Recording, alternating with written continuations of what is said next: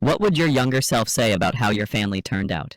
When your own sister hijacks your birthday by lifting a sonogram during my toast and saying, in that cheerful voice she saves for moments when she knows every eye is on her, that she hopes this does not overshadow my little party, you have two options. You either swallow the lump in your throat and pretend the whole thing was quirky and sweet, or you do what I did and let the words slide off your face while you start counting in your head, not to calm down, but to plan.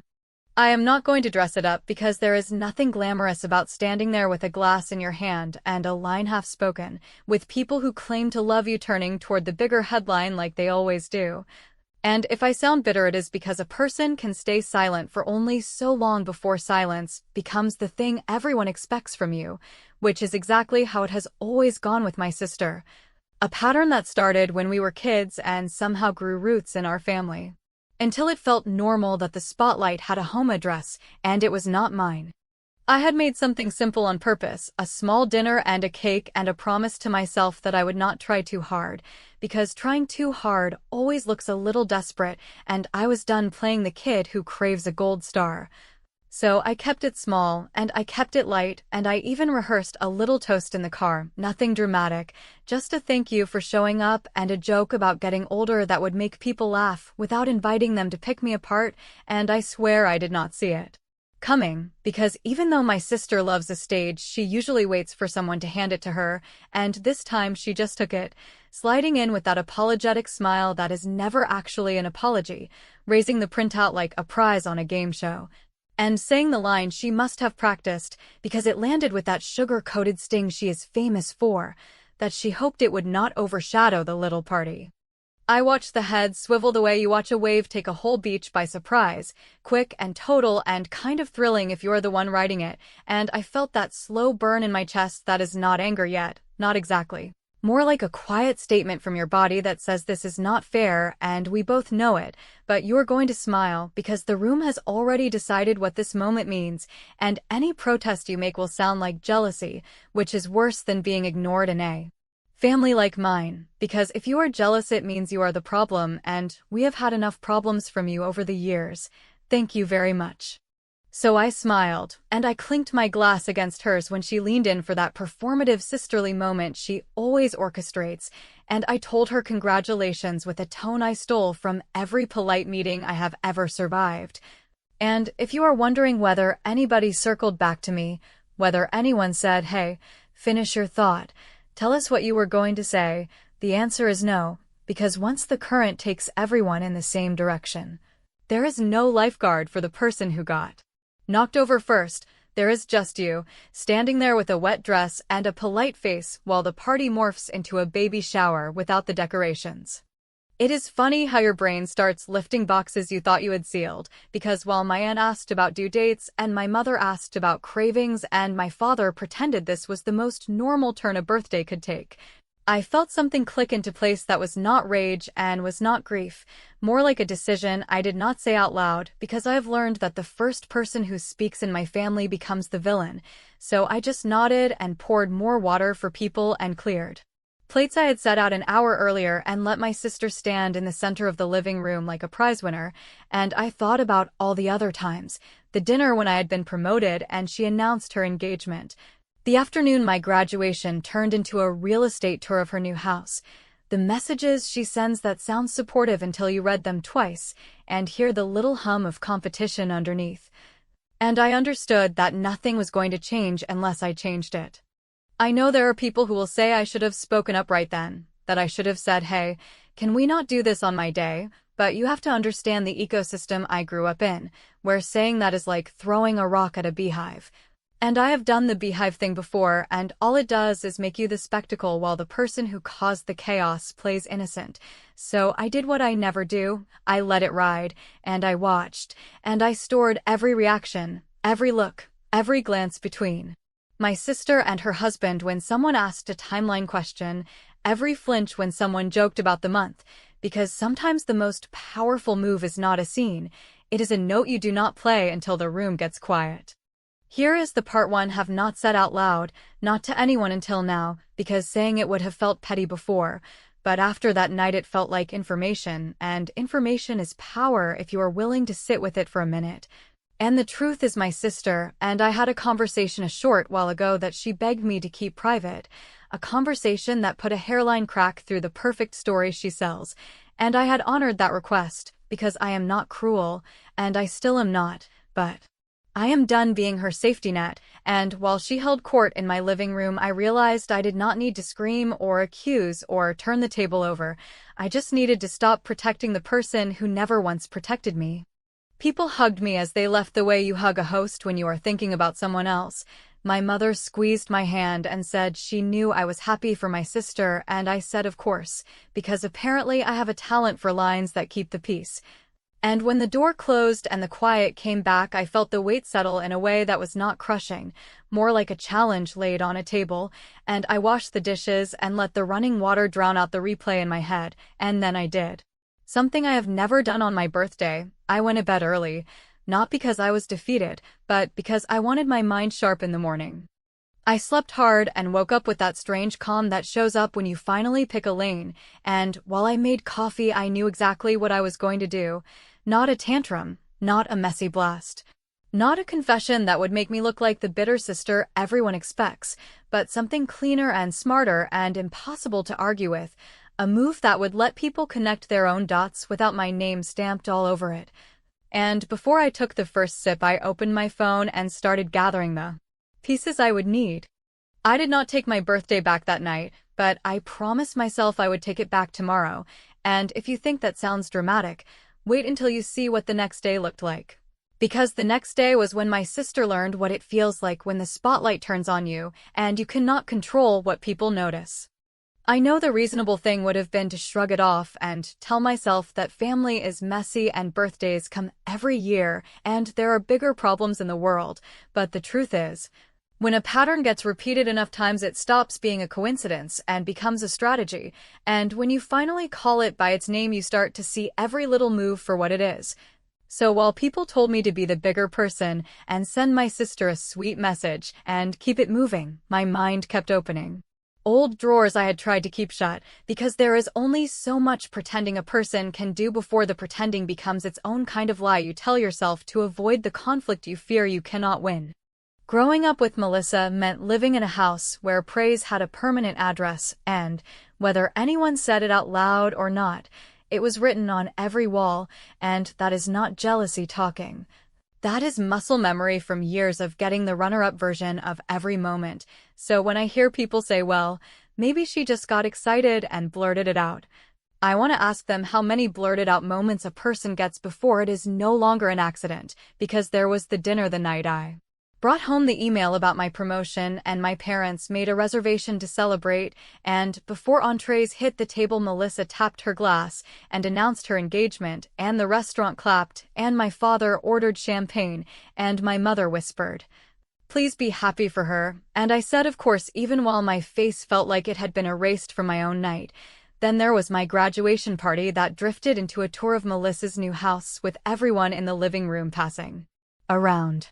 listing photos while the cake sat on the counter getting warm, and I told myself it was fine because I am not a child and achievements are not a limited resource, but it built a little resentment layer by layer, like paint that never dries because someone keeps brushing another coat on top.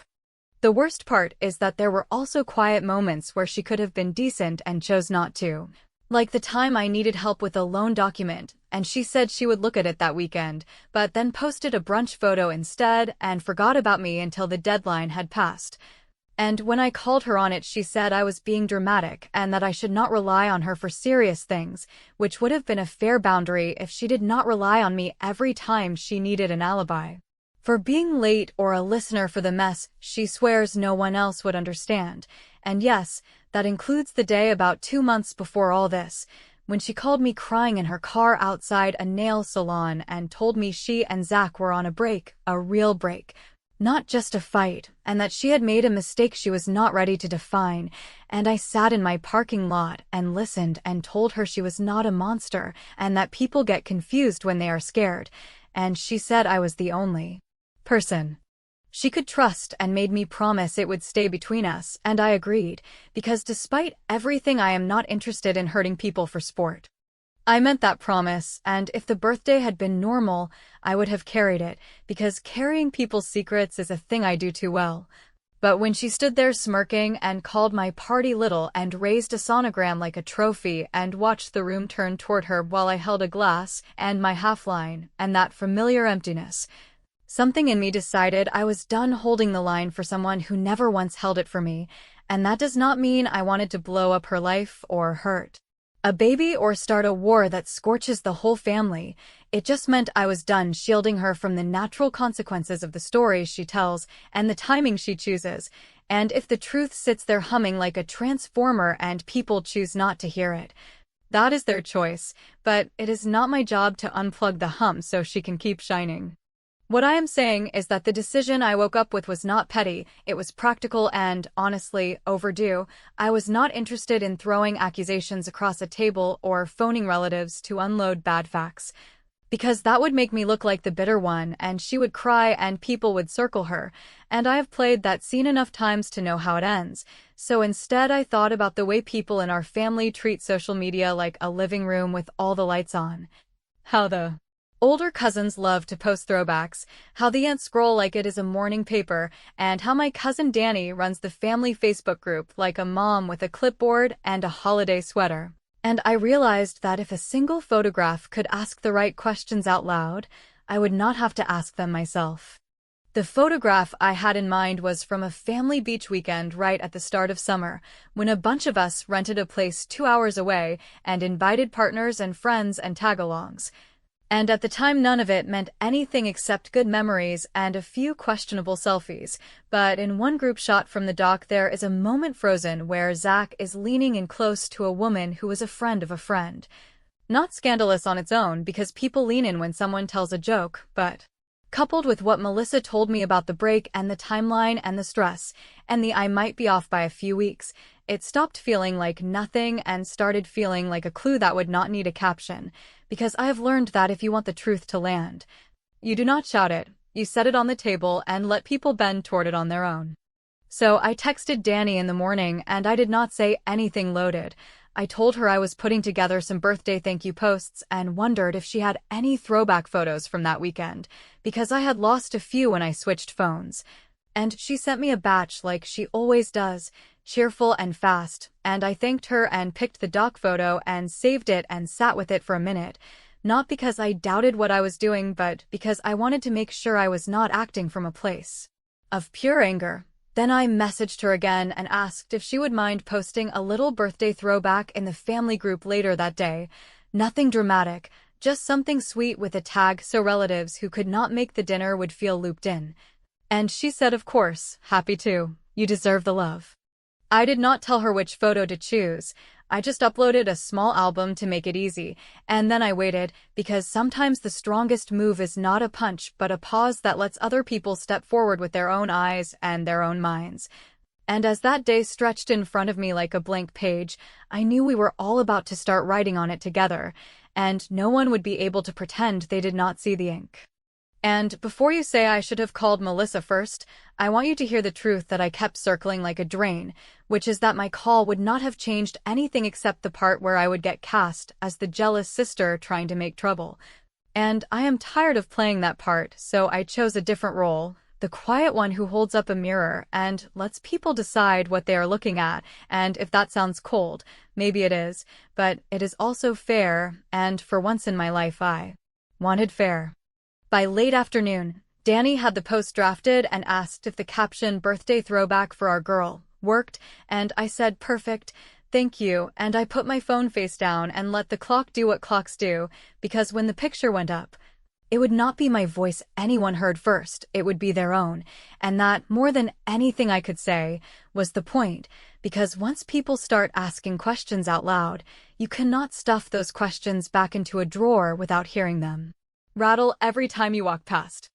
I had not set a trap in the cartoon sense, no strings or bait or snap, just a door propped open with a simple memory, and people would decide whether to walk through it or not, but I knew my sister, and I knew our family. And I knew the second someone said what everyone else was quietly thinking, she would have to choose between doubling down on the perfect story or dealing with the facts, and either way, for once, the moment would stop being hers alone, which, after the night she gave me, felt like the most honest birthday gift I could give myself. The morning after my birthday felt like the moment you sit up after a long spin and realize the room is not moving anymore. And in that steady quiet, I knew I could either chase everyone begging for basic decency, or I could build something that did not ask for anyone's permission.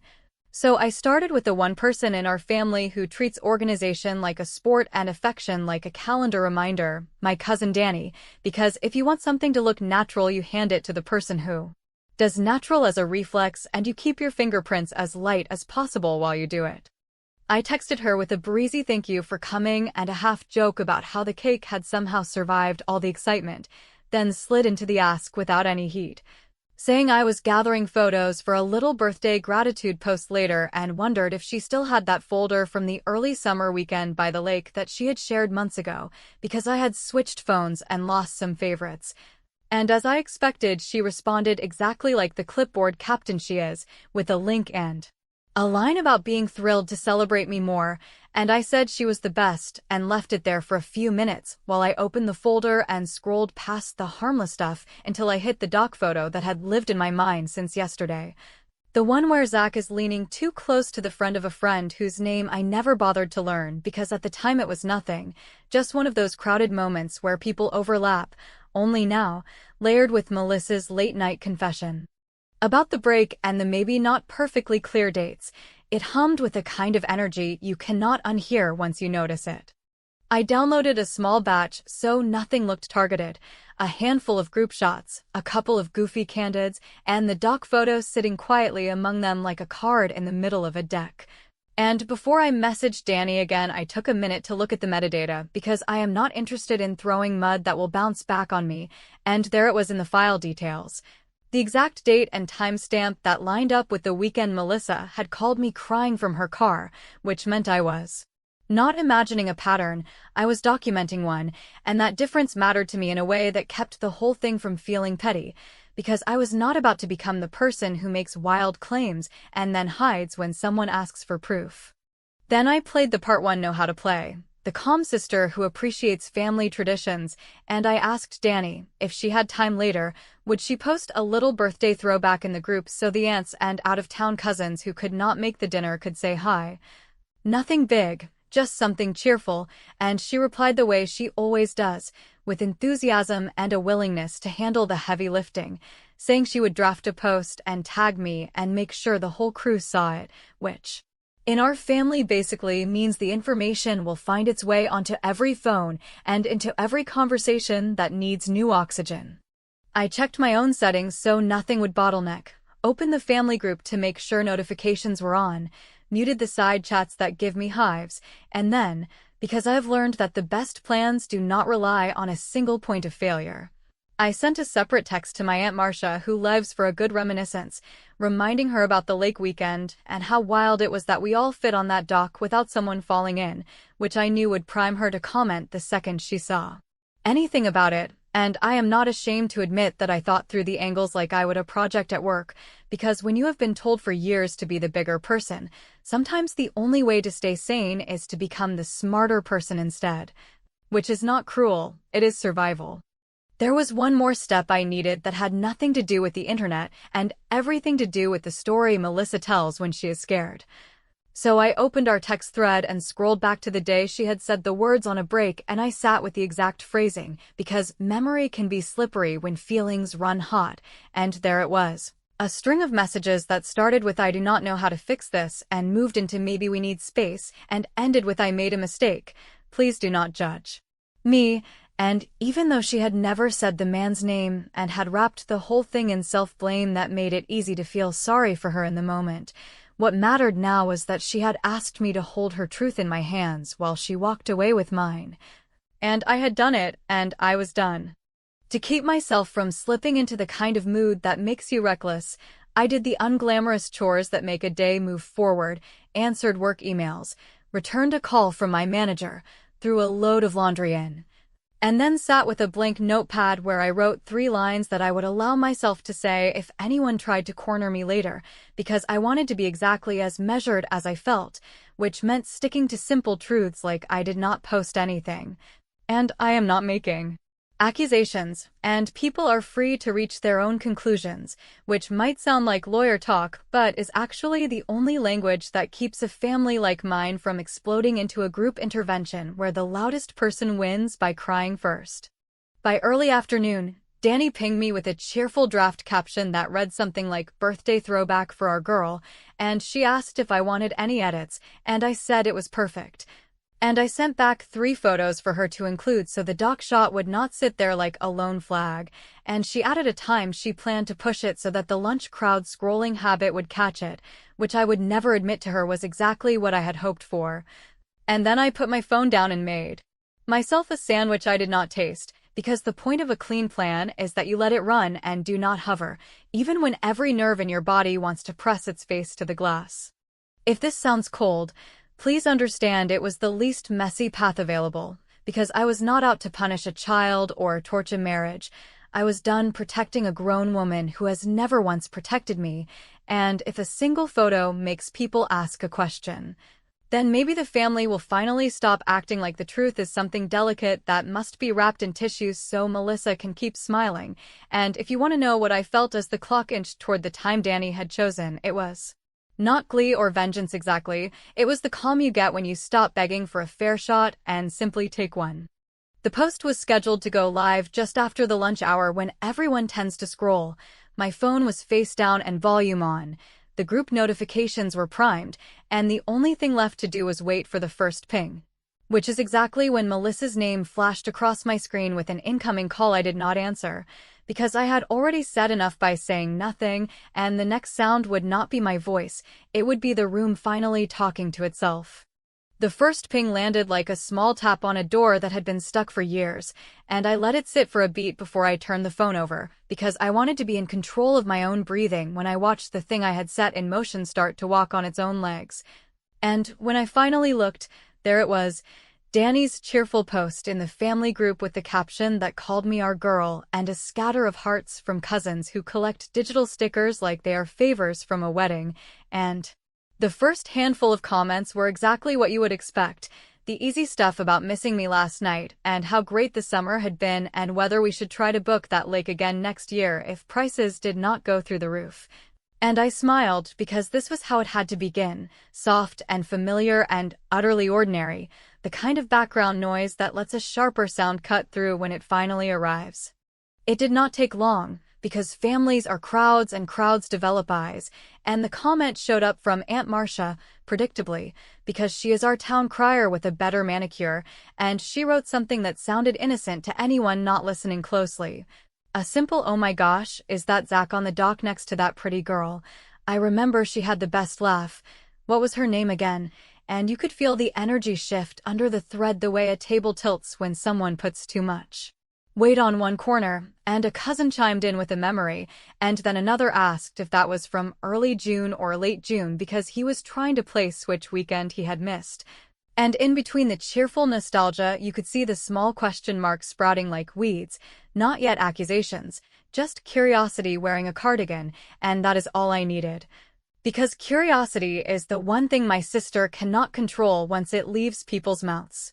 My phone started popping with private messages from relatives who can never decide whether they want to be Switzerland or a detective, and they all opened with the same soft landing. "I hope you are doing okay, and how fun last night looked, and by the way, is everything all right with Melissa, because timelines can be confusing, and I am not trying to start anything." And I replied with a script I had written for myself on paper that morning, because I did not trust adrenaline to keep me measured. And I said, over and over, "Thank you for the birthday wishes. I did not post anything. I am not making accusations. People can draw their own conclusions," and that combination landed exactly the way I intended, because it did not push. It simply refused to pull, which in our family is more shocking than a shout. I knew the second Melissa saw it, because the group chat lit up with her particular brand of breezy outrage that always starts with "can we not do this today?" and moves quickly to how people twist things online. And then she went into the playbook chapter she uses when cornered. the chapter that paints her as delicate and the rest of us as vultures, saying she was nauseous and needed to rest, and that she could not believe people would ruin a happy time with gossip. And I let the messages stack without touching them, because anything I said would become the headline she wanted, and instead I hit 3 little buttons that do not look like much, but carry all the power in the world in a room full of watchers. I liked Aunt Marcia's comment. I replied to the group post with a simple thank you for the birthday love, and I added a heart to Danny's caption, which told anyone paying attention that I was not rattled and I was not hiding. I was just here, steady and unbothered, while the questions did what questions do when they are finally allowed to breathe. Then, in a move that did not surprise me but still left a taste in my mouth, Zach himself jumped into the comments with the confidence of a man who thinks charm is Windex for every mess, dropping a line about what a fun weekend that had been and how great it was to see family together, and I watched as 2 unrelated friends of cousins joked back with inside references that did not include him, and then a second cousin asked, politely, whether that was the same weekend Melissa had mentioned they were taking some time apart to work on communication, because he remembered a group text falling quiet, and you could feel the air thin as people paused. And Melissa typed a fast reply in the main thread telling everyone to please give her privacy and that she would call Aunt Marcia separately, which was as good as a siren to the rest of the family that something was off. In my own messages, she came in hot, accusing me of feeding Danny and calling me cruel, and I waited a full minute, counted out slow, and sent the line I had prepared. I did not post anything. I am not making accusations. People can draw their own conclusions, and I put the phone down again because you cannot negotiate with a person who needs the ground to move under your feet to feel safe under hers, and I was done dancing on her schedule. Done jumping when she shakes her little snow globe and watches the glitter fall. There was a quiet moment right after that where the thread kept breathing, but nothing new was said, and I realized she had gone offline, which told me exactly what I needed to know, that she was not going to talk to me or Danny or Aunt Marcia. She was on the phone with Zach or maybe someone else, trying to rewrite the caption on reality before more eyes woke up and logged in, and I felt that slice of satisfaction you get when you plant a seed and watch the first leaf push through all on its own. Not because you shouted at it, but because the conditions were finally right, and I am not ashamed of that feeling, because you do not walk through years of being minimized and come out the other side pretending a little justice does not feel like oxygen. The best part was that I did not need to push the thing any further, because cousins began dropping more photos from that same weekend the way people do when a theme catches fire. And somewhere in there a different angle appeared where Zach and the laughing friend looked even closer than I remembered. Not scandalous in a courtroom way, but intimate in that casual, familiar way that suggests history. And I did not comment and I did not inbox anyone, and I absolutely did not label what it was. Because the point of this was never to become prosecutor and judge. The point was to stop being cleanup crew for someone else's parade. And in that moment the cleanup was no longer my job, and I finally felt my shoulders drop.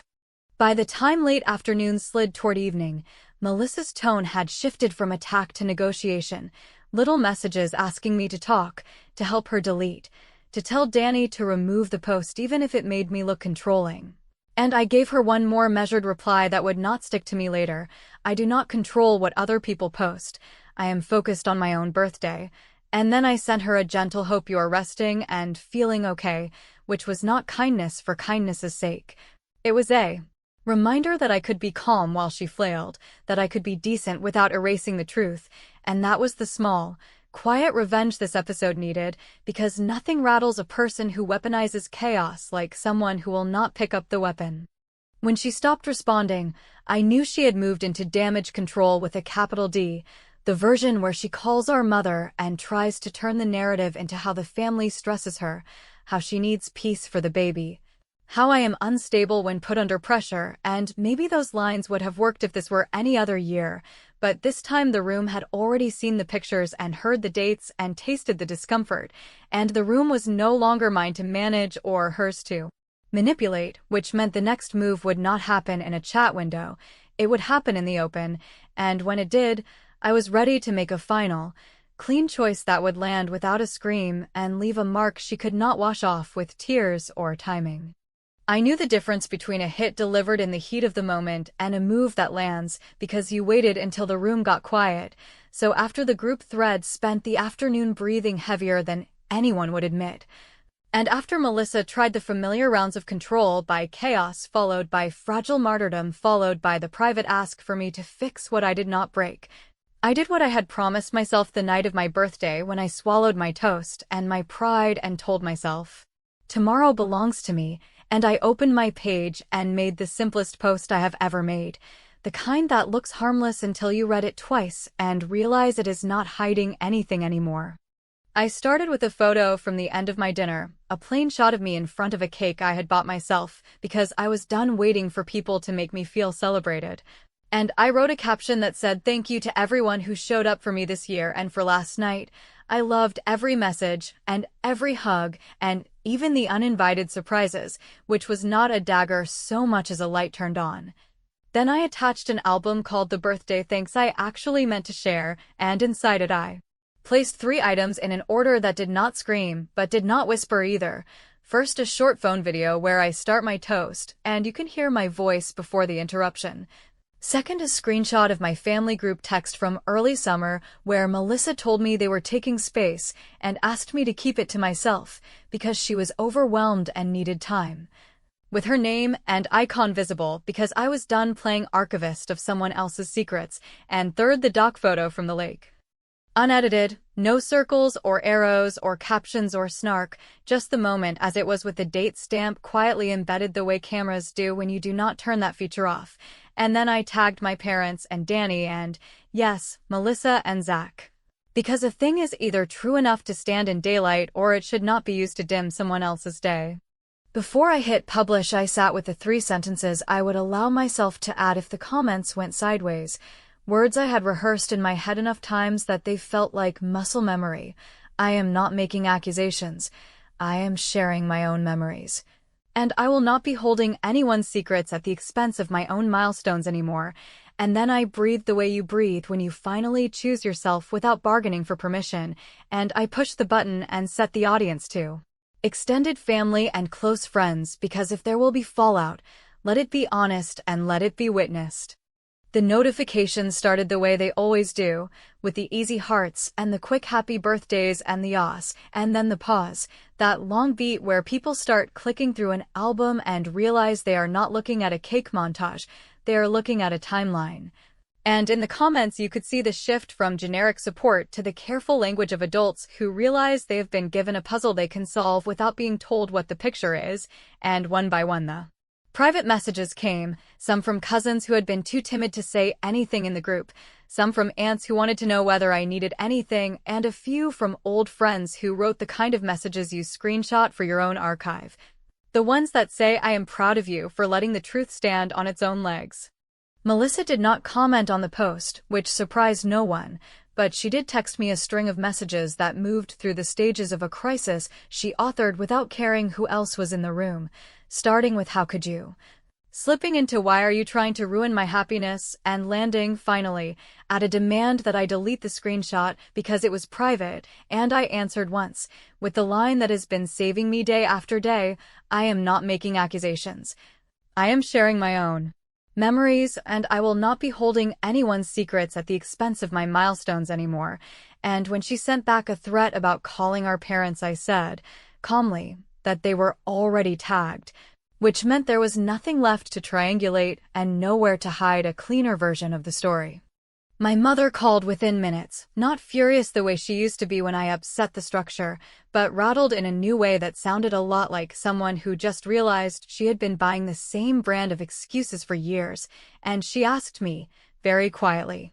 whether I had meant to embarrass my sister, and I told her that I had meant to stop being the person who cleans up the messes of other people while mine get ignored, and that if embarrassment showed up it was because it had been hiding in plain sight for a long time, and she did not argue. She said she needed to call Melissa, and for the first time in years, she did not ask me to soften or fix or hold By evening, Danny pinned my post in the family group with a neutral note about closing the thread for now and reminding people that birthdays are for love and also for respect, which in our family is as loud as a megaphone. And the cousins kept texting me small messages that said finally in a dozen different ways, and Zach, who cannot help himself, sent me a private note about how what I had done was vindictive and how he hoped I could find peace, and I responded with a single line. Peace would have been letting me finish my toast. The rest is accountability, and he did not reply again because accountability has never been a language he speaks without stuttering. I will not pretend there was a perfect bow on the night, because families do not tie up that way, but something permanent shifted. A weight moved off my chest and onto the right shoulders, and the next morning I woke up to an email from my father, short and plain, asking if I would like to have dinner, just the two of us this weekend, so I could tell him what my toast would have been, and I said yes, not because I needed to perform it anymore, but because I liked the idea of saying my own words. In a room where no one thinks they are entitled to take them, and as for Melissa, she blocked me for a bit, then unblocked me, and then sent me a message that tried to mix apology with self-pity, and I did not answer. Because I am not her confessional and there is nothing left to confess to me. What matters is that I did not have to scream or throw a glass or torch a bridge to be heard. I just had to stop protecting the version of the story where I disappear so she can glow, and that choice was the final move I had been building toward without even knowing it. Because the moment the truth stood on its own 2 feet, the spotlight moved without me touching it, and even if there will always be ripples and small dramas and the urge to slip back into old roles, the core thing is settled. I took my birthday back the next day, I took my voice back with it, and I am not giving either one up again.